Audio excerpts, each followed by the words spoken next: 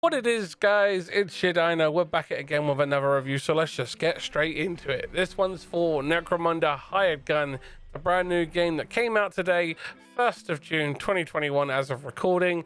It is made by Focus Home Entertainment. I can't remember who published it, but it's a really cool game from what I have played so far. This is an ultimate review because, as always, we do it always ultimate all the time. Thank you for watching, guys. I greatly appreciate it. If you like the video, hit the subscribe button. And if you like it and you don't like it, you can always hit one of those two buttons. Make sure you ring the notification bell so you can stay notified when we post a new video, and share it out on social media. It's always greatly appreciated.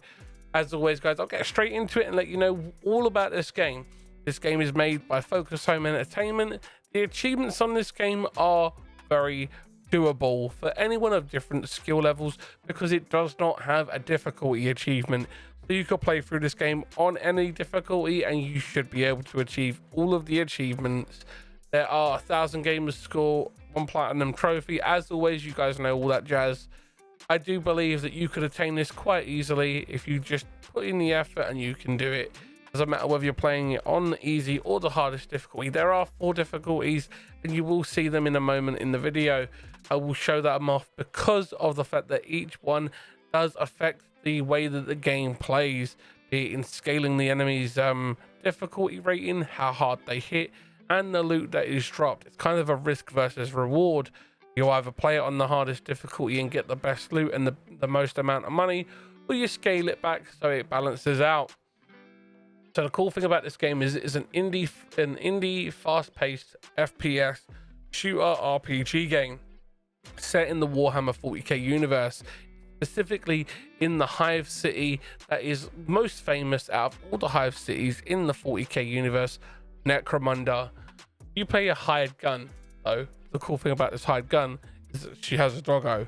She has this Mastiff, and both you and the Mastiff are customizable in skins that you can get. You can also get different skins for your gun. You can also get different upgrades for your character. These are the different character designs that you can get. They're all preset. I do show off the difficulties next, as I said I would do before. As you can see, the risk versus reward, they do get higher and harder, but the loot and credits that you get are increasingly higher and more payout. So it's kind of, as I said, a risk versus reward system. Do you have the balls to go old school and give it a try, or do you want to dial it back and go for a fun, just gentle experience through the 40k universe and the Hive City of Necromunda? As always, I will tell you it completely honest, no spoilers. That's the way we do here, guys. Also, you can upgrade your weapons. There are an endless series of augments and customizations that you can do to all the weapons in there. So far, in my experience of the game, there are all these different guns that are key to the universe and keeping in theme with it. They've still kept with that industrial look for the weapons, but also a very visceral look for them as well.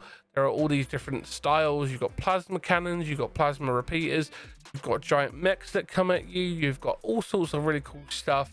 You've got belt-fed guns, you've got barrel-fed guns, you've got massive hand cannons. The versatility and playability comes down to your playstyle. So you can run guns with high-powered scopes that hit like a freight train, or you could be a running gunner and running with some guns that can just spray and pray. It does come down to how you want to play, which is a very cool way of doing it. Also, the bounty system in this is second to none. They've done a very good job in creating a system where you have the chapters, which is the MSQ, main story quest line, for those who don't know RPG talk, and then you have your side quests. You have a series of different side quests, and they do have them rated in difficulty A, S, and so on and so forth, so you can know which ones you're doing and the difficulty scalability to each one. However, in my experience so far, I have played through this starting sequence of the game for this content on every difficulty: easy, normal, hard, and old school, and the payouts do scale and the difficulty is increasingly scaling. Like, what you're seeing on screen now is me playing it on normal, but I played it on hard and on old school, and I died a lot. They do increase the difficulty quite quickly, and it does scale, and it is fun. But I just wanted to show you guys some of the gameplay and some of the world that you'll be experiencing if you do pick up this game. I got it when it was available with a discount for pre-order. I picked it up for £25. It's usually on full price at £32.99 if you're in the UK. I think that's like $40 in the US, $45. I'm not sure, which is good because, as you guys probably know, they have been hiking up the prices of games, specifically Sony. They've made their games like $70 and £70, and depending on where you are in the world, that's very expensive. Also, the cool thing about this game is the combat system. You also have your doggo with you, as I said before. Your doggo can be sent out to do attacks. You can also use him as a way of baiting the enemy. You can send him out so he can make them target him, so he can get a little bit hurt, but then you can get the jump on the enemy. You have a stim system, which is how you can retry the chapter or the mission that you're on 3 times, depending on how many you have on you during the mission. There is in-game mission stores that you will find periodically. They're these little green screens.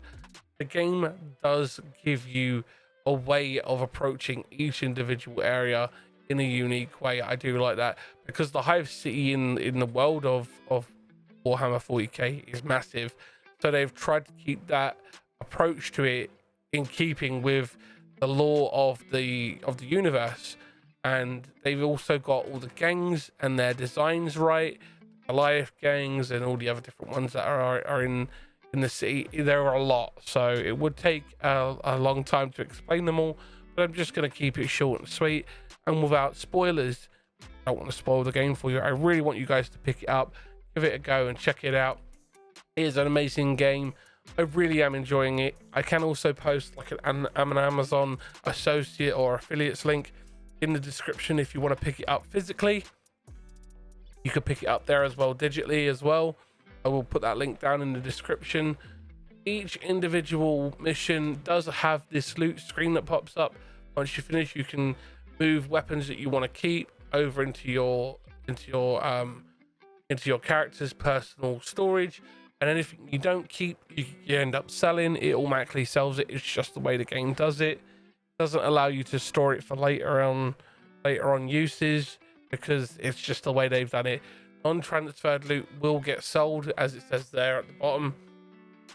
So you get to go through what you've earned in that mission or in that series, that chapter, and you can pick what you want to keep, and it will sell it all for you straight away. I will be playing this on Twitch, probably this week, maybe next. I'm not sure yet. I also have Biomutant to finish off, and I have that review to post for you guys. So if you aren't already got that notification bell rung, make sure you keep it rung, because I will be doing a review of Biomutant soon, and I'm also getting out my reviews for more anime games by request of members of the community. They've requested some anime game reviews because they're trying to get into the anime game market for playing games and enjoying them. So I'm doing some reviews on the ones that I've played. And if there are games that you want me to check out, guys, please don't hesitate to put it in the comments below so I can check them out, and I'll do a review on them, give you guys my honest opinion, how I feel. I will give you a breakdown of their achievements or trophies depending on what platform it's on, and I'll give you my honest, no spoilers, take on what I've played and how I see it. I do like the way that they've played this game, and the customization and the upgrade skills and the upgrade paths available for both you and your doggo. It does also have a very nice way of doing it. They use your level to cap out where you are on the upgrade tree, so you can't overpower yourself too far, but you also are dependent upon doing your bounties and your missions and finding loot and selling it, because that's how you pay the rogue doc to upgrade you and your doggo, which is a very good way of doing it, because it does keep the focus on doing your bounties and earning enough credits to purchase that next upgrade that you want to get. And then once you reach that point where you hit the wall and you have to do the MSQ again, the MSQ's there waiting for you, ready to go, and you can move into the next chapter. I think the game has a total of about 10 or 11 chapters, and I don't want to spoil anything that goes on in it. I do think that you guys will enjoy it. I'd probably say this game has about 20 to 30 hours worth of gameplay. If you do everything, you could probably blast through the game on easy in about 10 to 20 hours, if that. It's a great game. I do love the different weapon styles and the weapon plays and the way it affects your gameplay. So you can have certain weapons have certain mods on them, like you can give them different barrels, different scopes and stuff like that, and the way that they work is actually very, very cool, and it does affect the game in a very cool way. So here's the doggo one. Like I said, you can upgrade its head, its paws, and its body.